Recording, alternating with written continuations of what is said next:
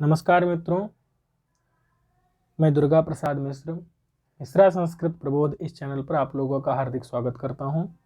हम लोग काव्य प्रकाश के नवम उल्लास में शब्दालंकारों का जो निरूपण किया गया है उसको पढ़ रहे हैं। तो शब्दालंकारों में पहला अलंकार हमारे कोर्स में वक्रोक्ति है। वक्रोक्ति को हम लोग देखेंगे। तो बता रहे हैं कि गुण विवेचने कृते अलंकाराः प्राप्तावसराः। पहले गुणों का विवेचन कर दिया है। अब पिछले अष्टम उल्लास में प्रश्न आएगा, अष्टम उल्लास में किसका विवेचन किया है? गुणों का विवेचन किया है। तो गुणों का विवेचन करने के बाद अलंकार जो है प्राप्तावसराः, उनका अवसर प्राप्त है। इसलिए संप्रति माने इदानीम शब्दालंकाराः, शब्दालंकारों को बता रहे हैं। तो पहला शब्दालंकार कौन सा है? वक्रोक्ति है। वक्रोक्ति का मतलब होता है चतुराई से उल्टी बात बोलना। बात समझ में है कि नहीं? उल्टी बात का मतलब है कह कुछ और रहे हैं, निकल कुछ और रहा है। कह रहे हैं कि नहीं जाओगे क्या, मतलब जाओगे ही, नहीं समझे? तो थोड़ा सा मतलब अपने स्वर को बदल करके, बात समझ में है कि नहीं, स्वर को विकृत करके अगर कोई बात कही जाए, अथवा जैसे कहीं पर नारी नाम शब्द है तो नारी नाम में एक तो स्त्रियों का, क्योंकि षष्ठी है एक बहुवचन, और दूसरा है कि न अरिणाम, न माने नहीं, अरिणाम माने शत्रुओं का, समझे कि नहीं? अबला नाम, अबला शब्द है, अबला का मतलब होता है नहीं है बल जिसके पास, एक दुर्बल हो गया, और एक अबला का मतलब स्त्री होता है। वामा शब्द है, उसका अर्थ स्त्री भी होता है, और वामा यानी वाम यानी कि शत्रु भी होता है, नहीं समझे? हाँ जी। तो इस प्रकार से द्व्यर्थक शब्द प्रयोग करके जहां पर अपनी बात, मतलब बात का कुछ अन्य अर्थ निकाला जाए, अथवा जहां पर कंठ की ध्वनि को बदल करके अर्थ अन्य अर्थ निकले, तो उसको हम कहते हैं वक्रोक्ति, वक्रोक्ति अलंकार। चलिए, अब यही बता रहे हैं यहाँ पर, यदुक्तम अन्यथा वाक्यम अन्यथा अन्येन योज्यते। यद उक्तम, जो कहा जाए, अन्यथा वाक्यम, अन्यथा माने अन्य प्रकार से, वाक्यम माने वाक्य, जो वाक्य, यद वाक्यम अन्यथा उक्तम, अन्यथा प्रकार से कहा जाए, किसी अन्य अर्थ को बोधित करने के अभिप्राय से कहा जाए, और अन्येन, अन्य के द्वारा, अन्यथा योज्यते, अन्य के द्वारा अन्य प्रकार से उसको लगाया जाए, उसके अर्थ को अन्य प्रकार से लगाया जाए, समझा जाए। बात समझ में है कि नहीं? जैसे वक्ता किसी वाक्य को किसी अन्य अभिप्राय से बोल रहा है, और जो बोधा है, श्रोता है, वो उसको किसी अन्य प्रकार से समझ रहा है, श्लेष के द्वारा अथवा कंठ की ध्वनि के द्वारा। बात समझ में है कि नहीं? काकू के द्वारा। तो उसको हम क्या कहते हैं? वक्रोक्ति कहते हैं। श्लेषेण, श्लेष के द्वारा, काक्वावा, काकू के द्वारा। काकू किसे कहते हैं? कंठ की भिन्न प्रकार की ध्वनि को काकू कहते हैं। जैसे नहीं जाएगा क्या, मतलब जाएगा ही, नहीं समझे? कंठ की नहीं आएगा क्या, वो जो तुम्हारा पति गुरुजनों के अधीन होने के कारण दूर देश में गया है, इस वसंत समय को देख करके नहीं आएगा क्या? आएगा ही, नहीं समझे? समझ गया। नहीं आएगा क्या, क्यों चिंता कर रही है? नहीं आएगा क्या? आएगा ही, आएगा ही। तो ये क्या है? काकू है। काकू के द्वारा जब कहा गया वाक्य अन्य प्रकार से लगाया जाए तो उसको हम कहते हैं श्लेषेण अथवा काक्वा, काकू के द्वारा। ज्ञेया माने जानी समझना चाहिए। वक्रोक्ति ही, वक्रोक्ति को तथा माने इस प्रकार से, द्विधा माने दो प्रकार की, तथा माने दो प्रकार की। कौन कौन सी? श्लेष वक्रोक्ति और काकू वक्रोक्ति। बात समझ में है कि नहीं? दो प्रकार की वक्रोक्ति हमको समझना चाहिए। बात समझ में है कि नहीं? तो वक्रोक्ति पूछी जाएगी कितने प्रकार की? दो प्रकार की। कौन कौन सी? श्लेष वक्रोक्ति और काकू वक्रोक्ति।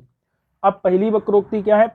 पहली श्लेष वक्रोक्ति है, उसके दो भेद कर लीजिए, क्योंकि श्लेष दो प्रकार का होता है, सभंग श्लेष और अभंग श्लेष। तो पहला है पदभंग श्लेषेण यथा, पदभंग श्लेष का उदाहरण बता रहे हैं पहले। चलिए यहां पर ये चीज हम देख सकते हैं कि भिन्न कंठ ध्वनिर धीरैः काकुरित्य भिधीयते। काकू कहते हैं बोलने के लहजे को, नहीं समझे। भिन्न प्रकार से कंठ की ध्वनि, उसी को धीर यानी विद्वान लोग काकू कहते हैं। बात समझ में आ गई कि नहीं? चलिए अब जैसे यहाँ पर इसकी भूमिका देख लेते हैं। ये जो आगे उदाहरण दिया गया है, ये श्लेष वक्रोक्ति जो है दो व्यक्तियों के संवाद के रूप में है। एक वक्ता जो है श्रृंगार परक भाव से कह रहा है, श्रृंगार बताना चाहता है, और दूसरा व्यक्ति उसका वीर परक अर्थ लगाता है, वो वीर रस को समझता है। तो अन्य अर्थ का बोधक वाक्य अन्य अर्थ लगाया जा रहा है, तो ये संवाद हो रहा है, इसलिए वक्रोक्ति का उदाहरण है। और श्लोक के जो है अर्थ को, उदाहरण को हम लोग समझते हैं। चलिए ये किसका उदाहरण है? श्लेष वक्रोक्ति में भी पदभंग श्लेष का वक्रोक्ति का उदाहरण है कि नारीणाम अनुकूलमाचरसि चेत् जानासि। इतना हुआ, पहले क्या हुआ? नारीणाम अनुकूलमाचरसि चेत् जानासि। बात समझ में आई कि नहीं? ये एक वाक्य है, इसको किसी ने बोला, उसने जिस अर्थ में बोला श्रृंगार परक अर्थ में बोला, लेकिन दूसरे ने क्या समझा? उसको वीर परक समझा। कैसे समझा? तो यहाँ पर नारी नाम में जो है, नारी नाम माने कि स्त्रियों के, अनुकूल आचरण से अनुकूल आचरण करते हो, चेत माने तो, जाना से माने जानते हो, तो समझदार हो तुम। नहीं समझे? यदि तुम नारियों के अनुकूल आचरण करते हो तो तुम समझदार हो। बात समझ में आई कि नहीं? तो इस बात को बता रहे हैं।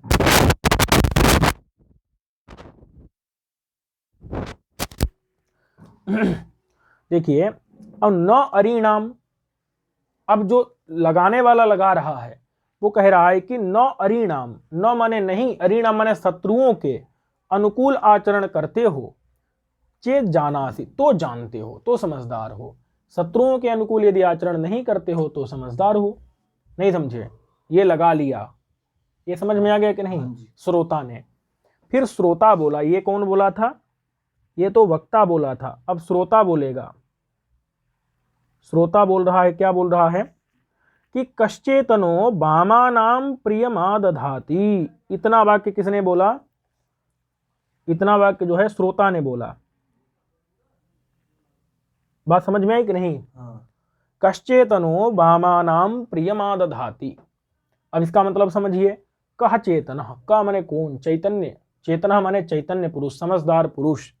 वामा नाम माने स्त्री नाम। देखो पहला वाला व्यक्ति है ना जो वक्ता, वो तो इसको क्या समझ रहा है? वामा नाम माने स्त्री नाम, क्योंकि श्रृंगार परक बोल रहा है। प्रियम आदधाति, कौन? वामों का, वाम यानी कि स्त्रियों का प्रियम, आदधाति माने करता है। नहीं समझे? ठीक है। कौन जो है स्त्रियों का वामा नाम करता है। हाँ, वामा नाम माने कि स्त्रियों का कौन प्रिय करता है। बात समझ में आई कि नहीं? माने कि स्त्रियों का ही जो प्रिय करता रहे, ऐसा कौन करता है? बात समझ में आई कि नहीं? माने कि स्त्रियों के अनुकूल अथवा स्त्रियों के ही शासन में कौन रहना चाहता है? माने कोई नहीं चाहता है। अब देखिए, वो जो सुनने वाला था, श्रोता था, वो श्रोता इसी ये श्रोता ने बोला। बात समझ में आई कि नहीं? अब देखो उसने किस अभिप्राय से बोला? उसने बोला था वामा नाम का मतलब है शत्रु नाम के अभिप्राय से। नहीं समझे? क्योंकि वो तो न अरि नाम से अरि समझा था। तो उसने कहा था कि कश चेतना, कौन चेतन पुरुष, वामा नाम माने शत्रु नाम प्रिय मादधाति, कौन चेतन शत्रुओं का प्रिय करता है। नहीं समझे? लेकिन वक्ता ने क्या समझा कि ये कह रहा है कि कौन चेतन ऐसा है जो कि स्त्रियों का प्रिय करता है। मैंने कोई भी चेतन स्त्रियों का प्रिय नहीं करता है। तब वक्ता बोल रहा है श्रोता से कि हितकृत नैवा बलानाम भवान। कह रहा है कि हितकृत नैव अबलानाम भवान। भवान माने आप, अबलानाम माने स्त्रियों के, हितकृत नैव, हित को करने वाले नहीं हैं। क्योंकि आप तो कह रहे हैं कि कौन चेतन ऐसा है जो वामा नाम माने स्त्रियों का प्रिय करता है। नहीं समझे? हाँ जी। प्रियमा दधाति, वामानाम माने स्त्रियों का प्रिय करता है, क्योंकि वो पहला वाला जो है ना, हाँ ध्यान दीजिएगा, पहला वाला जो है हाँ स्त्री अर्थ को लेगा। हाँ। एक मिनट,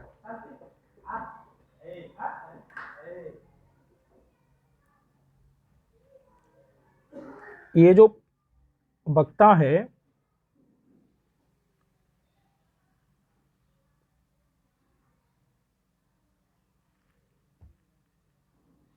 ये वक्ता जो है पहला वाला, ये कुछ मिनट,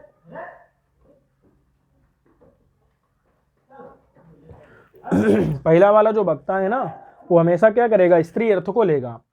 बात समझ में है कि नहीं? ठीक है। और श्रोता जो है वो वीर रस में ले रहा है। हाँ जी। तो पहला वाला कह रहा है कि देखो, इसने कहा कि कौन चेतन वामानाम माने स्त्रियों का प्रिय करता है, ऐसा वक्ता ने समझा। हाँ। तो कह रहा है हितकृत माने हित करने वाले, नैव नहीं है, अबला नाम माने अबलाओं के, स्त्रियों के, भगवान माने आप। बात समझ में है कि नहीं?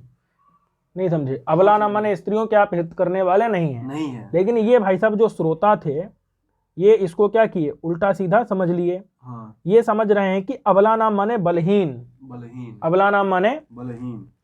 बलहीनों के हितकृत, हितकृत माने कि हित करने वाले आप नहीं हैं। बात समझ में है कि नहीं? हाँ जी मोदे। आप, अच्छा, वैसे यहाँ पर जो है हितकृत का अर्थ है हितम कृंतत, ऐसा लगाया है। अच्छा जी। हितम कृंतत माने हित काटने वाले, हित का नाश करने वाले आप नहीं हैं। बात समझ में है कि नहीं? एक मिनट, चलिए, तो देखिए, माने कि भवान माने आप, भवान माने आप, अबला नाम माने स्त्रियों के, हितकृत नैव माने कि हित करने वाले नहीं है। माने कि देखिए, पीछे वाले ने कहा कि आप स्त्रियों का प्रिय करना, माने कौन ऐसा समझदार होगा जो स्त्रियों का प्रिय करेगा। तो फिर दोबारा प्रश्न किया कि आप स्त्रियों के हित करने वाले नहीं हैं, माने कि माने स्त्रियों का प्रिय करने वाले नहीं हैं, आप नहीं चाहते हैं क्या कि स्त्रियों का प्रिय हो। तो इसने क्या समझा, इसने समझा कि ये पूछ रहा है कि भगवान माने आप, अबला नाम माने दुर्बलों के, हितकृत नैव, क्या हित को नाश करने वाले नहीं हैं? क्या आप दुर्बलों के हितों का विनाश नहीं करते हैं? हाँ। मतलब करते हैं। करते हैं। तो फिर उत्तर दे रहे हैं कि देखो, ये जो माने जो सुनने वाला था, यानी कि श्रोता था जो, वो उत्तर दे रहा है कि भाई ऐसी बात नहीं है, मैं अबलों के, दुर्बलों के हित को नाश करना जो है उचित नहीं होता है। बात समझ में है कि नहीं? इसलिए मैं उनके हितों को कृत यानी काटने वाला नहीं हूं। वही कह रहा है कि युक्तम किम हित कर्तनम ननु बलाभाव प्रसिद्धात्मनः, किम युक्तम, क्या उचित है, हित कर्तनम माने हित को काटना, ननु माने प्रश्न कर रहा है कि बलाभाव प्रसिद्धात्मनः, बलाभाव मतलब बल का अभाव के रूप में जो लोग प्रसिद्ध हैं, यानी कि दुर्बल के रूप में जो हैं, ऐसे लोगों को हित को काटना उचित है क्या? नहीं उचित है, इसलिए मैं उनके हित को नहीं काट रहा हूं। तो फिर सुनने वाला उल्टा समझता है, वो समझ रहा है कि बलाभाव का मतलब यहाँ पर बल का अभाव माने बल को मारने वाला। हाँ जी। तो बलस से शत्रु कौन है? इंद्र। इंद्र। बलासुर का शत्रु इंद्र। तो युक्तम किम हित कर्तनम, युक्त है क्या, उचित है क्या हित को काटना, बलाभाव यानी कि इंद्र का, इंद्र के हित को नाश करना क्या उचित है, ये समझ रहा है। तो फिर अगला कह रहा है कि भाई सामर्थ्यम भवतः पुरंदर मत छेदम विधातुम कुतः, आप कह रहे हैं कि इंद्र के हित को काटना उचित है क्या? तो उचित अनुचित की तो बात बाद में करिए, क्या इंद्र के हित को आप काट सकते भी हैं क्या? क्या इंद्र के पुरंदर के मत को छेदम माने कि काटने में सामर्थ्यम भवतः, क्या आपकी सामर्थ्य भी है? नहीं समझे भाई, उसके हित की, उसके मत को काटने की सामर्थ्य भी है क्या आप में? भाई उचित अनुचित का तो प्रश्न बाद में आएगा ना, बात समझ में है कि नहीं? तो इस प्रकार से वक्ता अन्य प्रकार से कह रहा है, लगाने वाला अन्य प्रकार से लगा रहा है। और यहाँ पर चूंकि ये नारी नाम में क्या है, 9 प्लस अरिणाम है, तो यहाँ पर 9 प्लस अरिणाम में भंग कर किया गया है पद का, इसलिए यहाँ पर पदभंग श्लेष है। और अन्यत्र वामा नाम में, अबला नाम में, हितकृत में, बलाभाव में यहाँ पर सब जगह कौन सा श्लेष है? अभंग श्लेष है। अभंग श्लेष है। बात समझ में आई कि नहीं? हाँ जी, हाँ। लेकिन चूंकि यहाँ नारी नाम में सबंग है, इसलिए इसको हम सबंग श्लेष का उदाहरण बताते हैं। बात समझ में आ गई कि नहीं? ठीक है, आ गई। चलिए, तो यहाँ पर ये जो है इन्होंने अर्थ ऐसा बनाया है, इसको आप देख सकते हैं। अर्थात यदि तुम नारियों के स्त्रियों के अनुकूल आचरण करते हो तो जानास यानी कि समझदार बुद्धिमान हो। तो वक्ता ने नारी नाम पद स्त्रियों के अर्थ में प्रयोग किया। दूसरा व्यक्ति इसमें 9 अरी नाम जोड़ रहा है, 2 पदों में विभक्त करके कह रहा है कि तुम शत्रुओं के अनुकूल आचरण नहीं करते हो तो बुद्धिमान हो। नहीं समझे? हाँ जी, बोले। तो वक्ता उत्तर क्या देता है कि कौन बुद्धिमान, चेतन माने समझदार व्यक्ति वाम यानी शत्रुओं का प्रिय अनुकूल कार्य करता है? कोई नहीं करता है, हाँ, तो मैं क्यों करूंगा? तो फिर समझने वाला क्या समझ रहा है हाँ, कि बामा नाम का अर्थ क्या करता है? शत्रु अर्थ में किया था, उसको समझने वाला स्त्री समझ लेता है। हाँ, वो कहता है कि कौन बुद्धिमान स्त्रियों का प्रिय कार्य अर्थात स्त्रियों के शासन में रहना नहीं चाहता है। तो फिर उससे पूछता है कि क्या आप अबलाओं के प्रिय करने वाले यानी हित करने वाले नहीं है क्या? हितकृत माने प्रिय करने वाले। बात समझ में आई कि नहीं? तो इस प्रकार से अबला नाम हितकृत। तो फिर दूसरा व्यक्ति क्या लगाता है? अबला नाम माने दुर्बलों के हित को कृंतति माने विनाशयति हितकृत, माने आप दुर्बलों के हितों का नाश करने वाले नहीं हैं। तो फिर उत्तर देने वाला कहता है कि बल के अभाव के लिए प्रसिद्ध स्वरूप वाले, यानी बल के अभाव के लिए जिनका स्वरूप प्रसिद्ध नहीं है, माने प्रसिद्ध है बल के अभाव के लिए, माने दुर्बल व्यक्ति, उनके हितों का विनाश करना उचित है क्या? तो वो बलाभाव का अर्थ यहाँ पर बलाभाव का अर्थ दुर्बल लिया था, लेकिन इन्होंने क्या लिया कि बल नामक जो असुर विशेष है उसके अभाव माने मारने के कारण जो प्रसिद्ध यानी कि इंद्र ले लिया। बात समझ में आई कि नहीं? तो इस प्रकार से जो है यहाँ पर फिर कह रहे हैं कि इंद्र के हित का नाश करना उचित नहीं है। बात समझ में आई कि नहीं? तो फिर वक्ता कहता है कि भाई आप में इंद्र के अभिमत अर्थ का विनाश करने की सामर्थ्य ही कहाँ है? आप उसके हित कर्तन की बात, उचित अनुचित की बात कर रहे हैं, वो तो आप में सामर्थ्य ही नहीं है। बात समझ में आई कि नहीं? तो हमको ये समझना है कि यहाँ पर एक व्यक्ति एक अन्य अर्थ से कह रहा है और दूसरा व्यक्ति उसको दूसरे अर्थ से ग्रहण कर रहा है। नारी नाम वामा नाम हितकृत बलाभाव प्रसिद्धात्मना, ये पद जो है श्लिष्ट है, इसलिए श्लेष वक्रोक्ति का ये उदाहरण है। बात समझ में आई कि नहीं? और यहाँ नारी नाम अबला नाम, ये पद जो है एक पक्ष में नारी नाम अबला ये स्त्री अर्थ में रूढ़ है और दूसरे में 9 अरी नाम 9 बल ये शाम ते अबला है। नहीं समझे? तो इस प्रकार से जो है यहाँ पर हम अन्य अन्य अर्थ जो है ले लेते हैं, माने उनको थोड़ा सा तोड़ करके। तो हमको ये ध्यान देना है कि इन दोनों पदों में सभंग श्लेष है, क्योंकि यहाँ पर भंग करके अन्य अर्थ निकाल लेते हैं। लेकिन वामा नाम पद में जो है सभंग श्लेष नहीं है। बात समझ में आई कि नहीं? लेकिन इसमें जो है शुरुआत नारी नाम इस सभंग श्लेष से हुआ है, इसलिए सारा संवाद जो है सभंग श्लेष पर आश्रित है, इसलिए इसको सभंग श्लेष का उदाहरण कहते हैं। ये बात समझ में आ गई कि नहीं हमको? अच्छा, अब देखिए अभंग श्लेष का उदाहरण देखिए कि अहो केने दृषि बुद्धिर दारुणा तब निर्मिता। अहो अत्यंत आश्चर्य की बात है या फिर अत्यंत खेद की बात है या आश्चर्य की बात है कि केन माने किसके द्वारा, ईदृशी माने ऐसी, बुद्धि दारुणा, दारुणा का मतलब होता है कठोर, दारुण कठोर भयंकर भीष्म। नहीं समझे? ऐसी तुम्हारी कठोर, तब माने तुम्हारी निर्मिता माने बना दी है। केन माने किसने, ईदृशी बुद्धि ऐसी कठोर बुद्धि किसने तुम्हारी बना दी है। नहीं समझे? तो समझने वाला कहता है कि यार दारुणा बोल रहा है, लकड़ी बोल रहा और है। दारुणा माने तो काष्ठ होता है, तो लकड़ी के द्वारा बुद्धि बनाने की बात कर रहा है। कह रहा है कि त्रिगुणा श्रूयते बुद्धि, बुद्धि तो त्रिगुणा यानी कि सत्वगुण रजोगुण तमोगुण से सुनी जाती है। त्रिगुणात्मिका प्रकृति है ना, बुद्धिर महास्ततो अहंकार, बुद्धि से नहीं, प्रकृतिर महास्ततो प्रकृति से महान महातत्व यानी बुद्धि उत्पन्न हुई है सांख्य शास्त्र में। न तो दारुमयी क्वचित, दारुमयी माने लकड़ीमयी थोड़ी कहीं बुद्धि होती है।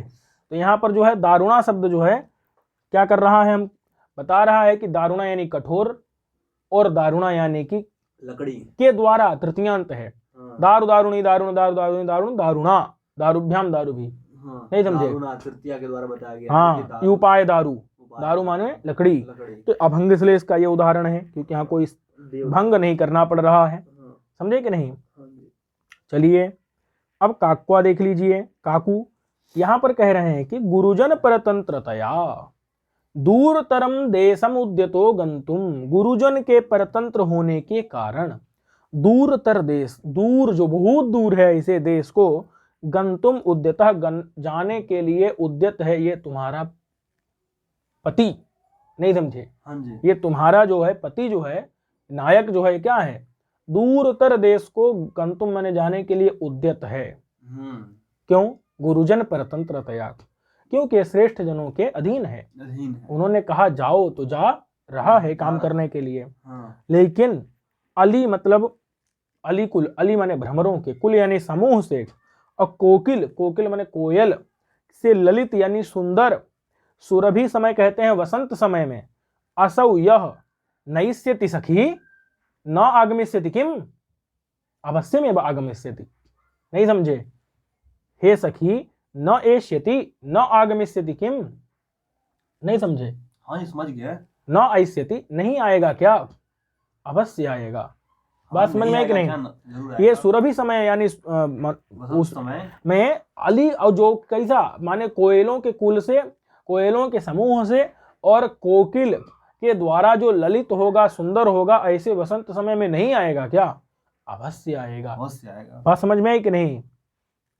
नहीं समझे? समझ गया मैं। तो इसलिए जो है नैष्यति यहाँ पर थोड़ा सा गले को अलग करके बोल रही है, बोला गया है। इसलिए यहाँ पर काकू वक्रोक्ति का उदाहरण है। क्योंकि काकू का मतलब क्या होता है, भिन्न कंठ ध्वनिर्धीरहि काकुरित्य विधीयते, यानी कि जो कंठ की भिन्न ध्वनि होती है उसी को धीर लोग काकू कहते हैं। बात समझ में आ गई कि नहीं? यही चीज जो है यहाँ पर उन्होंने स्पष्ट की है कि दारुणा पद का जो अर्थ है, वक्ता का अभिप्राय भिन्न है, कठोर अर्थ है, और इन्होंने काष्ठेन ले लिया है। पद का भंग नहीं हुआ इसलिए अभंग श्लेष है। बात समझ में आई कि नहीं? चलिए, और यहाँ पर काकू वक्रोक्ति में क्या है कि ये नायक नायिका और उसकी सखी के बीच की बातचीत है, समझ रहे हैं ना? नायिका ने निराशापूर्ण भाव से कहा कि वे गुरुजनों के आज्ञाकारी हैं, उन्हें मेरी चिंता नहीं है। बात समझ में आई कि नहीं? इसलिए वे बसंत में लौटकर आएंगे ये आशा नहीं है। तो सखी कह रही है भिन्न कंठ से, भिन्न कंठ से कह रही है, भिन्न लहजे से कह रही है कि क्या नहीं आएंगे, अर्थात अवश्य आएंगे। बात समझ में आई कि नहीं? भ्रमर समूह और कोकिलों की मधुर ध्वनि से मधुर बसंत समय में नहीं लौटेंगे, अवश्य लौटेंगे। बात समझ में आ गई कि नहीं? तो इस प्रकार से हम लोगों ने वक्रोक्ति अलंकार को देखा। अगले अलंकार को लेकर के हम लोग अगले वीडियो में मिलेंगे। तब तक के लिए नमस्कार।